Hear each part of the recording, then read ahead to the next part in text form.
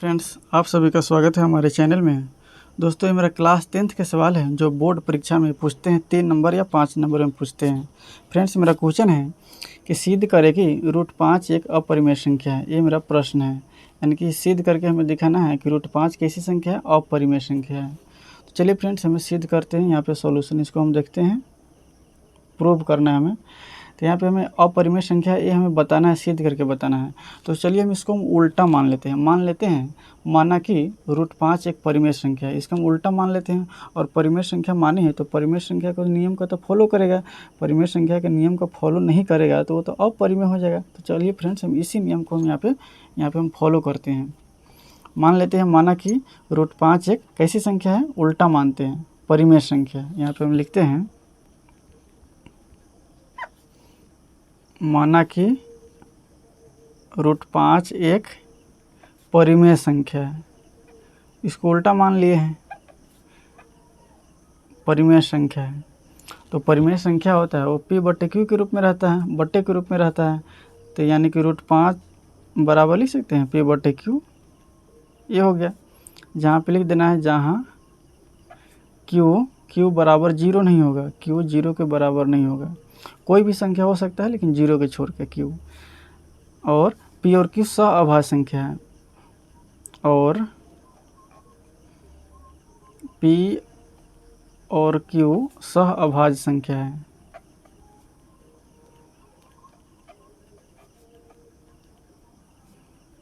P और Q सहअभाज्य संख्या, इतना स्टेप आपको लिख देना है।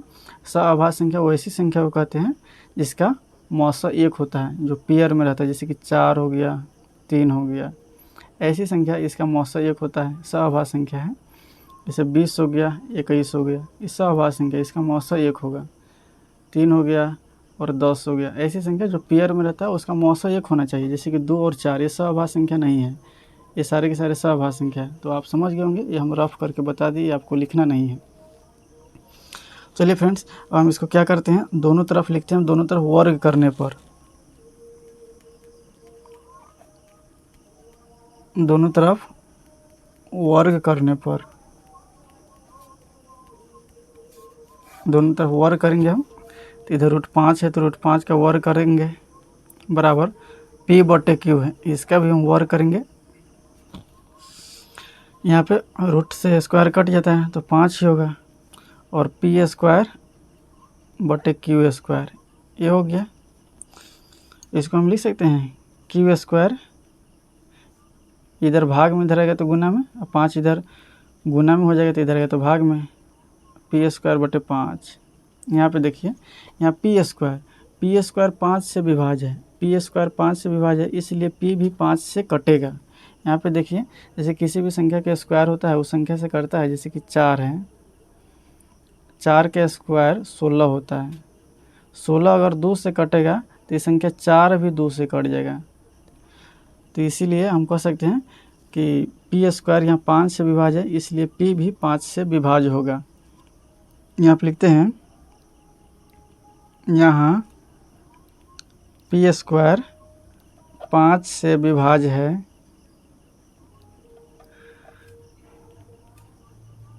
इसलिए P भी 5 से विभाज्य होगा।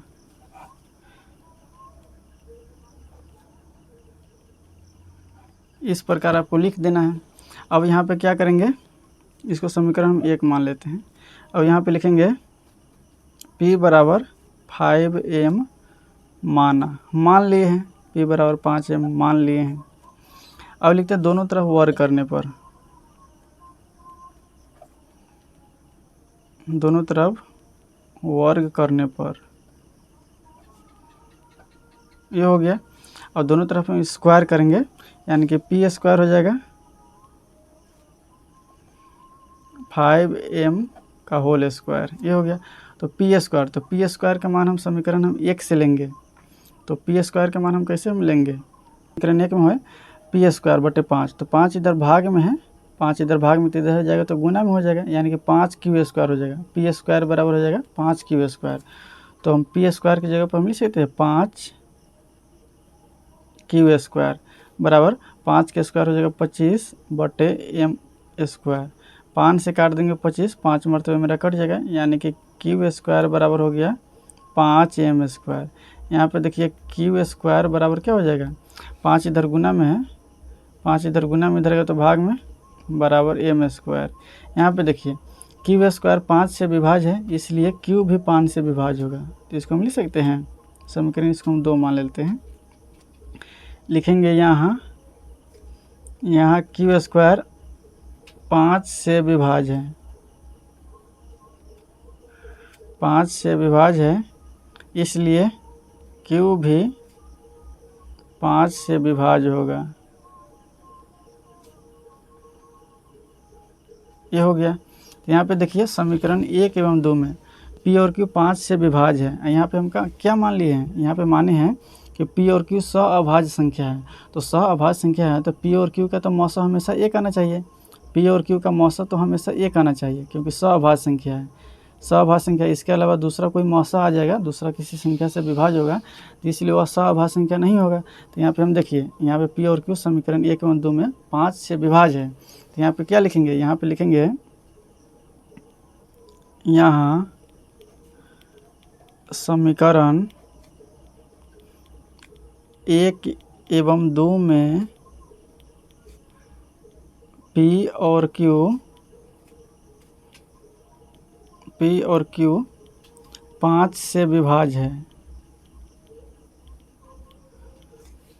5 से विभाज्य है, इसलिए सअभाज्य संख्या नहीं होगा, 5 से विभाज्य है। तो लिखेंगे अतः हमारा मानना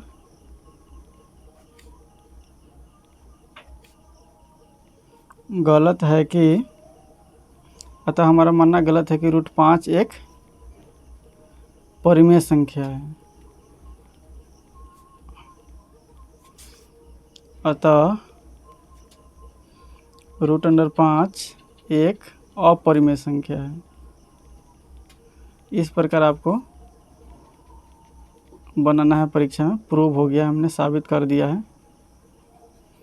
जैसे कि P और Q सअभाज्य संख्या है, तो सअभाज्य संख्या तो इसका मौसा 1 होना चाहिए, और 1 होगा तो किसी संख्या से कटेगा नहीं, और यहाँ पे इसका मौसा 1 नहीं है, क्योंकि 5 से विभाज्य है, इसलिए उसका मौसा 5 होगा।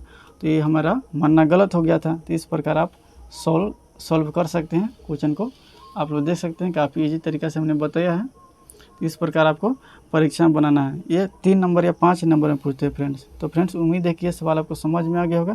ये हमने रफ वर्क करके समझा है, इस प्रकार आपको नहीं लिखना है परीक्षा में, ये काम नहीं करना है। तो फ्रेंड्स रहने देते हैं, आज के लिए इतना ही। जय हिंद, जय भारत।